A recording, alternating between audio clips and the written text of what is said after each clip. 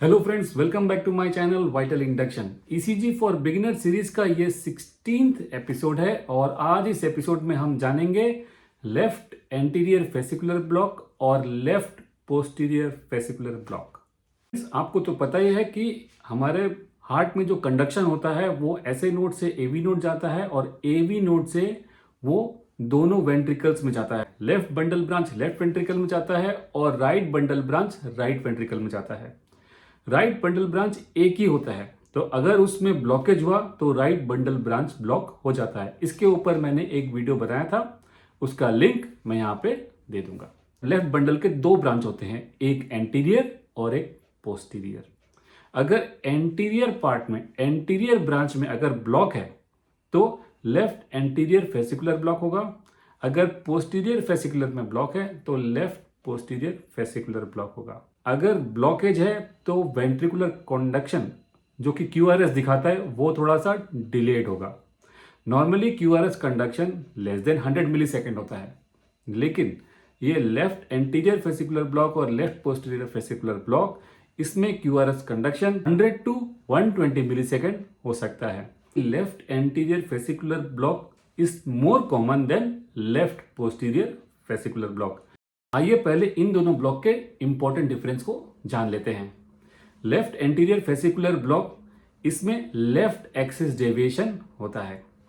Left posterior fascicular block, इसमें right axis deviation होता है।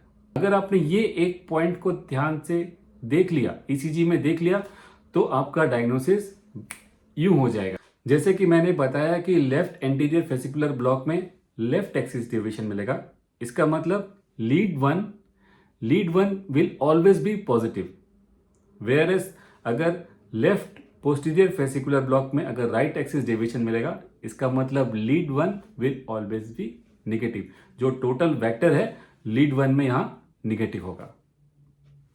Similarly lead two and three जो लेफ्ट एंटीरियर फेसिकुलर ब्लॉक है, इसमें हमेशा निगेटिव रहेगा, whereas left posterior fascicular block में लीड 2 एंड 3 में रिजल्टेंट वेक्टर हमेशा पॉजिटिव रहेगा। चौथा पॉइंट मैं आपको यहां पे बताने वाला हूं, लेफ्ट एक्सिस डेविएशन में लीड 1 और AVL, ये दोनों लीड्स में, क्योंकि ये दोनों लीड्स हमारे लेफ्ट साइड के वेंट्रिकल को दिखाते हैं, lateral part of the ventricle को दिखाते हैं, तो उसमें आपको स्मॉल क्यू और एक बिग आर वेव मिलेगा। वेरेस लेफ्ट पोस्टीरियर फेसिकुलर ब्लॉक में आपको ये नहीं मिलेगा। आपको 2, 3 AVF, इसमें आपको स्मॉल क्यू और एक बिग आर वेव मिलेगा। चलिए अब मैं आपको ये चीज ईसीजी में दिखाता हूं। तो यहां पे फ्रेंड्स मैंने एक ईसीजी लगाया है। इस ईसीजी का भी डायग्नोसिस अभी तक के हमारे पढ़े हुए 10 स्टेप्स को फॉलो करते हुए करेंगे। सबसे पहले आ जाता है आइडेंटिफिकेशन एंड स्टैंडर्डाइजेशन। ये एक स्टैंडर्ड ईसीजी है। उसके बाद आ जाता है रेट। इस ईसीजी में जो दो आर इंटरवल के बीच में जो बिग स्क्वायर है वो है 4, तो 300/4 करेंगे तो आ जाएगा 75। तो हार्ट रेट है 75 बीट्स पर मिनट। लीड 2 में ही देखिए, हर क्यूआरएस कॉम्प्लेक्स के पहले एक पी वेव है, तो इसका मतलब ये साइनस रिदम में है। नंबर 4 पॉइंट आ जाता है एक्सिस। यहां पे आप ध्यान दीजिए, यहां पे आप देखिए कि इसके लीड 1 में पॉजिटिव वेक्टर है, वेयर एज लीड 2 और AVF में निगेटिव वेक्टर है। तो इसका मतलब ये लेफ्ट एक्सिस डेविएशन में है। साथ ही सेकेंड पॉइंट पे हम देखते हैं कि लीड 1 और लीड AVL दोनों पॉजिटिव है, जो कि lateral part of the left ventricle को दिखाता है। यहां पे आप ये भी नोट करिए कि इसका जो क्यूआरएस कॉम्प्लेक्स है, इसका ड्यूरेशन भी मोर देन 100 मिली सेकेंड। लीड 1 में जिसमें पॉजिटिव वेक्टर है उसमें आपको मिलेगा स्मॉल क्यू वेव और बिग आर वेव। उसके बाद के सारे फाइंडिंग एज यूजुअल हैं। पी वेव नॉर्मल है, PR इंटरवल भी नॉर्मल है, क्यूआरएस कॉम्प्लेक्स इसमें मोर देन 100 मिली सेकेंड है, ST इंटरवल ये भी नॉर्मल है, QT और T वेव ये भी नॉर्मल है। फ्रेंड्स, अब आ जाते हैं कि इसका डायग्नोसिस हम कैसे लिखेंगे। हम लिखेंगे this is a 12 lead ECG of standard size and speed of mister x with a heart rate of 75 beats per minute. The rhythm is normal. ECG is showing left axis deviation. The P wave is normal. The PR interval is also within normal limit. But the QRS complex is wide and more than 100 millisecond. The QT interval, the ST segment and the T wave are also normal. Therefore, this ECG is suggestive of left anterior fascicular block. अब आ जाते हैं towards the rear part of left hemiblock, that is left posterior fascicular block. Friends, ये block left anterior block से कम पाया जाता है। अब हम इस ECG को पढ़ते हैं जो कि लेफ्ट पोस्टीरियर हेमी ब्लॉक का ECG है।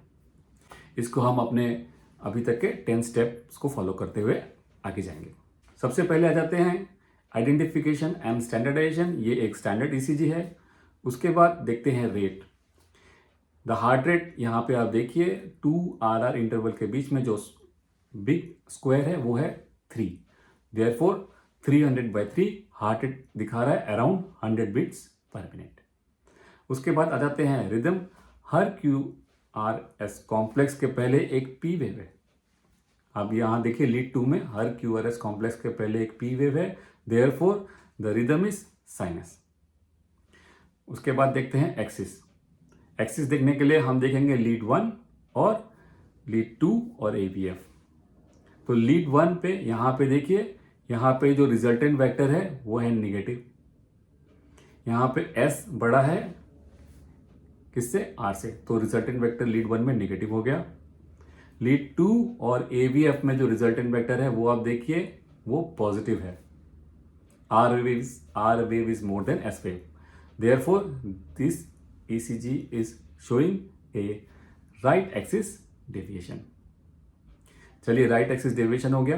साथ में आप ये भी देखिए जो ECG आपके little part of the ventricles को दिखाते हैं, लीड 1 और AVL, इसमें आप देखिए दोनों में एक जैसी फाइंडिंग है।